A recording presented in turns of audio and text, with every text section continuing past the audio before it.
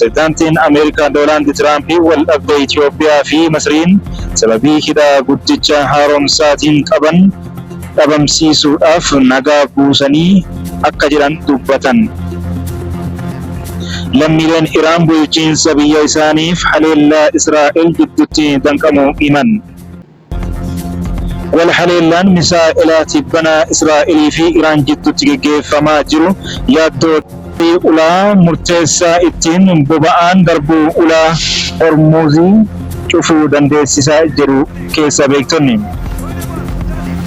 Yeroo Israa'el opereeshinii leenca dammaqee jalqabdu jedhu qondaaltonni Raashiyaa muddama baha gidduu galaatti hammaate yaaddessaa fi kan balaa baatu ittiin jiran. Waggoota 30 aangoo irra kan turan pirezidaantiin Eertiraa Isaayyaas Afwerqiin lammiilee Eertiraa irraan sarbama mirgaa olaanaa akka geessisan gabaasni mul'iseera. Ashama harka fuunee daawwattoota ardii miidiyaa konnekshin AMC loogoo haaraa fi qotaawwii ta'e oduuf odeeffannoo hedduu qindeeffatee ifa haarawaan kan dhiyaate ta'uu beektanii sabiskiraayib laayik sheer gochuudhaan yaada keessan koomentii jala nuuf kaasiniin jecha amma immoo bal'ina oduu guyyaa irraatiif qabannetti ceenaa nu wajjin tura.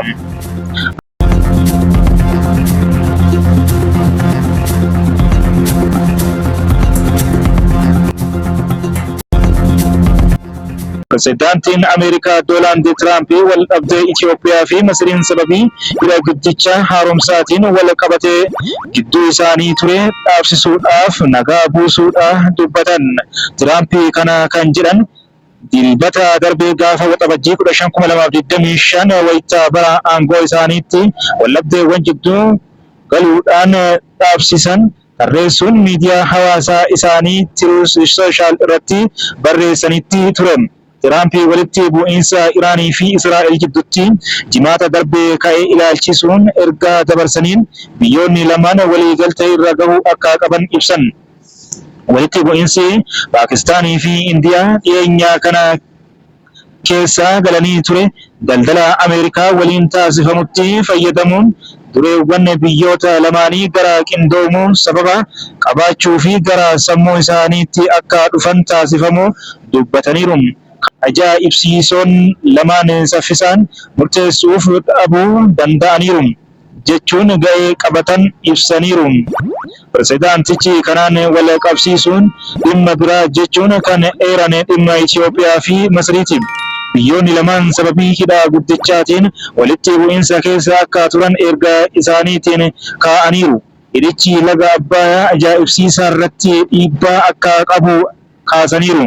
Biyyoota lamaan gidduutti nageenyi jira gidduu seenuu kootiin yoo xinnaate amma nagaan jira akkasumatti itti fufee turan jechuun miidiyaa hawaasaa isaanii irratti barreessaniiru.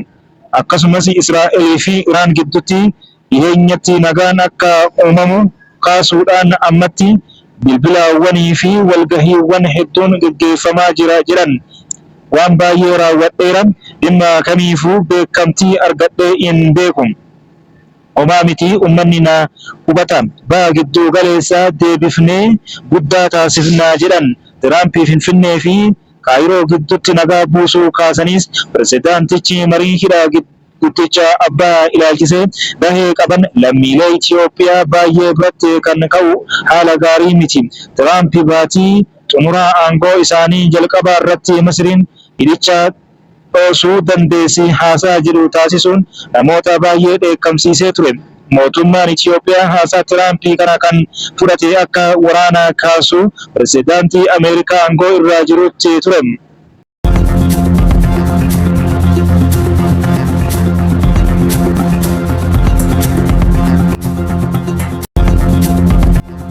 Israa'el halkan dilbata yeroo magaalaa guddoo Iraan ta'e Iraan haleeluu itti fuftetti Iraan keessatti hiriirri dheeraan bakka boba'aa itti guutamuu fi manneen daabboo duratti mul'ata. Akkasumas hiriirri konkolaattota magaalaa keessa baqatanii dheeraanis ni mul'ata. Halkanichi dheeraa fi sodaachisaa ture.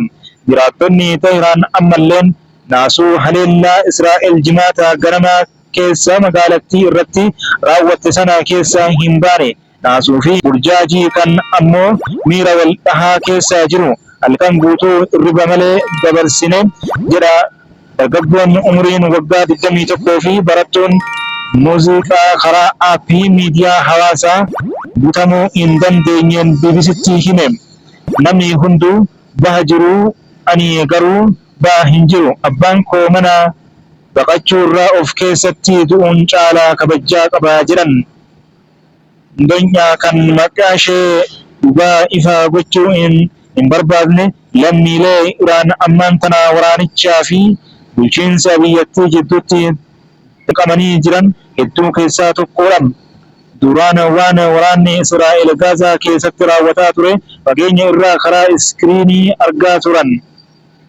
Ministeerri muummee Israa'el Beniyaamin Netanyahuun lammiileen Iraan hooggansa amantaa isaanii irratti akka ka'anii fi waamicha dhiyeessan ilaalchisee deebii cimaa qabdi. Israa'el akka nu oolchitu hin barbaannu. Biyyi alaa kamiyyuu Iraaniif dhimmamtee hin beeku jettee akkasumas nutis Rippaabilika Islaamaa hin barbaannu. Dubartiin gara biraa tokko ammoo jalqaba irratti Israa'el yoo qondaalota waraanaa Iraan olaanoo humna guddaa qabanii fi hanga bara baraatti jiraatu jettee yaaddu yeroo ajjeestu arguun isheetti gammachuu ajaa'ibaa akka itti dhagahame dubbatteetti.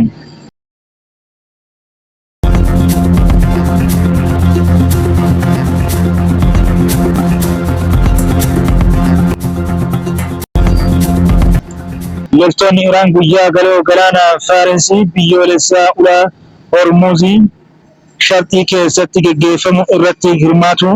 Wal haleellaan misaa'ilaa tibbana Israa'elii fi Iraan jidduutti geggeeffamaa jiru yaaddoo tarii ulaa murteessaa ittiin boba'aan darbu ulaa Hormuzii cufuu dandeessi jedhu kaaseera. Hiikinni boba'aa addunyaa kanaa harka 5 keessaa tokko kan ta'u karaa ulaa qarqara galaanaa dhiphoo bal'ina kiiloomeetira 40 qabu kana keessaan darbama.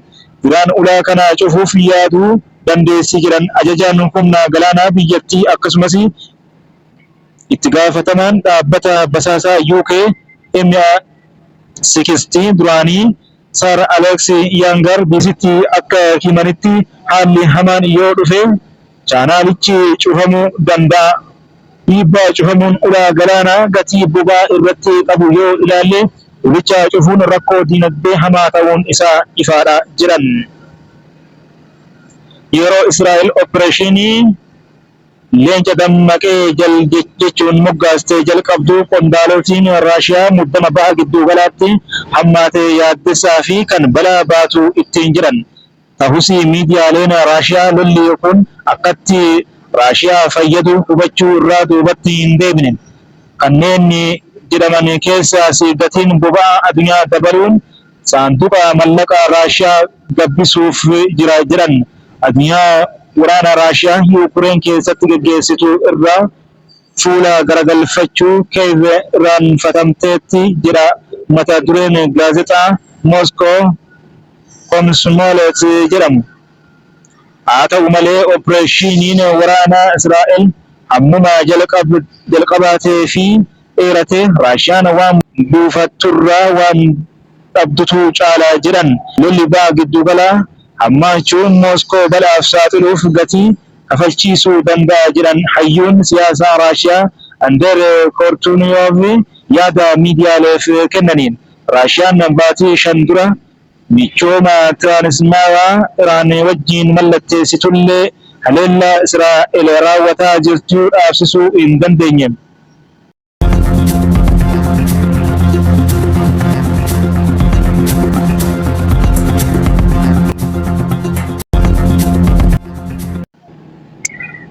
Oduu xumuraaf qabanneen waggoota 30 aangoo irra kan turan pirezidaantiin Eertiraa Isaayyaas Afeworqiin lammiilee Eertiraa irraan sarbama mirgaa olaanaa akka geessisan dhaabbata biyyoota gamtoomanitti gabaasni hordoffii mirga namoomaa adda beeksise.